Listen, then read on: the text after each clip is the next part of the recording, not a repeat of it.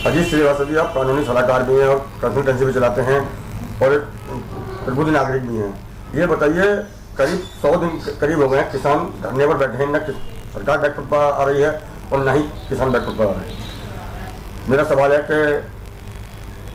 बात तभी हो चुकी है जैसे कि लोगों का कहना है, तो इसमें क्या है, क्या इसका हल निकल सकता है कि दोनों का समाधान हो जाए? देखिए, कोई भी कानून अगर सरकार बना रही है पहली बात, मैं किसान कानून की बात नहीं करता हूँ, मैं उससे अलग हट के पहले एक बात कहता हूँ कि कोई भी सरकार कानून बना रही है तो वो कानून वैध माना जाना चाहिए। यही डेमोक्रेसी की परंपरा है, यही लोकतंत्र है, क्योंकि सरकार जो चुन के आ रही है वो एक लोकतांत्रिक तरीके से आ रही है। अब सरकार ने जब बहुमत के साथ उस कानून को सदन के पटल पे रखा, वहाँ वो पास हुआ और वो कानून बन गया, तो इसका विरोध होना ना होना जायज़ नहीं मैं मानता हूँ, क्योंकि अगर ऐसे सारे ही कानूनों का विरोध होने लगा तो फिर डेमोक्रेसी का जो फंडा है कि हमने एक सरकार चुन के लाए हैं, तो वो कैसे सरकार को चलाएंगे, कैसे वो बिल बनाएंगे, कैसे बिल पास होंगे। वो एक विषय है कि वो सोचना है कि हमें विरोध करना है तो क्यों करना है और किस विषय पे करना है, चाहे वो कोई भी कानून हो। रही बात जहाँ तक किसान कानून की, तो किसानों और सरकार के बीच में 12 बार जहाँ तक मैं जानकारी वार्ता हुई है। उस वार्ता में अब सरकार की तरफ से वक्तव्य आता है कि हमने बातचीत रखी, हम सारे अमेंडमेंट्स के लिए तैयार हैं। किसान कहते हैं जी हम अमेंडमेंट नहीं चाहते, हम वापसी चाहते हैं। तो अब तो ये इन लोगों के बीच में ही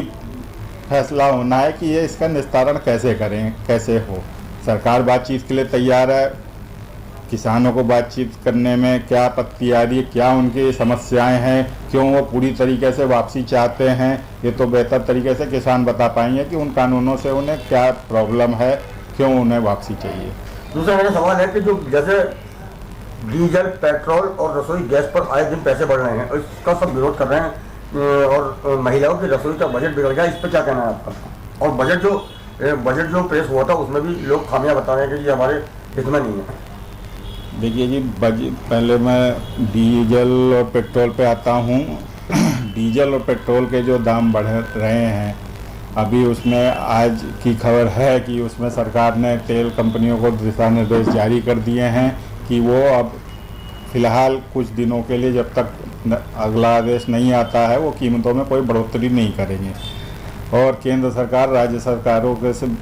से भी चर्चा इस विषय पे कर रही है कि वो भी अपनी ड्यूटीज़ को घटाएं, ताकि ये रेट जो बढ़ रहे हैं, जो 100 रुपये के आसपास पेट्रोल पहुंच गया है, वो कंट्रोल में आए। और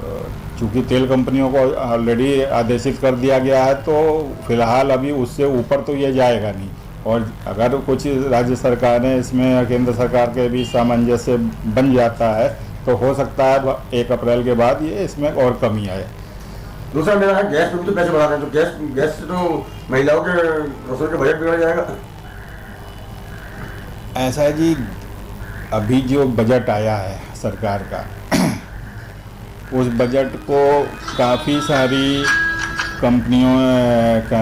अर्थशास्त्रियों ने भी उस बजट की सराहना करी है। बजट आने के बाद हमने देखा शेयर मार्केट में काफ़ी रौनक रहा, उत्साह रही, लगातार उसमें उछाल आया।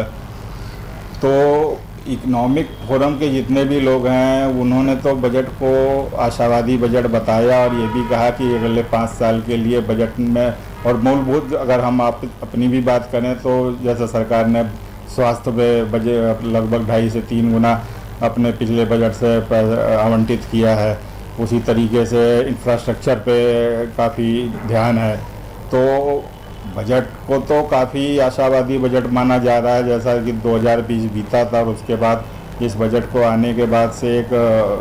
देखा जा रहा है ओवरऑल मार्केट में कि हाँ, लोगों में उत्साह है कि चीज़ें वापस पटरी पे आएंगी। हाँ, रसोई गैस का दाम अगर बढ़ा है तो वो ज़रूर कम किया जा सकता है, कम होना चाहिए, उसका एक निश्चित दायरा होना चाहिए कि हाँ भाई, ये इसके आगे नहीं जाएगा। अब उसमें भी जैसे सरकार उज्ज्वला योजना के तहत बहुत सारी चीज़ें कई जगह फ्री में भी दे रही है, तो हो सकता है कि जहाँ फ्री में जा रहा है उतनी चीज़ें अब फ्री में दी जा रही हैं, तो जो पैसा जो ठीक ठाक कमा रहे हैं उन वो 100-200 रुपये ज़्यादा देते हैं, तो उसमें भी कोई बुराई नहीं है, ताकि राष्ट्र हित में उनका भी कुछ योगदान हो पाए। आप बहुत राष्ट्रीय कर रहे हैं, महंगाई से जो है कमर तोड़ कर रख दी है जनता की, इस बारे में क्या कहना आपका? महंगाई के विषय पे मैंने कहना है, ओवरऑल अगर सारी चीज़ों का तुलनात्मक अध्ययन किया जाए हर चीज़ का, तो महंगाई को आप बहुत ज़्यादा ऐसे किसी ऊंचले स्तर पे नहीं पाएंगे कि बहुत ज़्यादा पिछली तिमाही से इस तिमाही में बहुत ज़्यादा बढ़ गया। चीज़ें 2020 में जिस तरीके से गुजरी हैं उसका कुछ तो फ़र्क पड़ेगा ही, और उसका ही थोड़ा बहुत इम्पैक्ट है जो थोड़ा बहुत महंगाई में दिखने को मिल रहा है। ओवरऑल सब्जियों में देखें आप तो उतनी तेज़ी नहीं है, वो कम दरों पे ही मिल रही हैं। हाँ, तेल है, रिफाइंड ऑयल है, इस सब चीज़ों में हो सकता है क्योंकि ये पीछे समय का कुछ प्रभाव है जिसकी वजह से वो है, लेकिन ओवरऑल महंगाई कंट्रोल में है। और प्रदेश सरकार, अभी यूपी सरकार का भी अपना एक सर्वेक्षण आया है जिसमें ये बात बोली गई है कि उत्तर प्रदेश जो है भारत की दूसरे नंबर की अर्थव्यवस्था में आ गया है। तो कहीं ना कहीं प्रदेश आगे बढ़ रहा है, देश आगे बढ़ रहा है, तो थोड़ा बहुत भार तो सबको सहना पड़ेगा और सबको अपने स्तर से जहाँ भी सहयोग हो सके राष्ट्र हित में अपना योगदान देना पड़ेगा। क्योंकि अंतर्राष्ट्रीय नीति भी आप देखें, चाइना ने जिस तरीके से चारों तरफ से गोलबंदी कर रखी है, म्यांमार को अपने तरफ ले लिया है, नेपाल को अपनी तरफ ले लिया है, पाकिस्तान ऑलरेडी अपनी तरफ है, सार्क कंट्रीज जितनी भी थी छोटी छोटी वो चाइना के गिरफ्त में आ रही हैं। तो हमें अपना इंफ्रास्ट्रक्चर भी डेवलप करना है, हमें अपने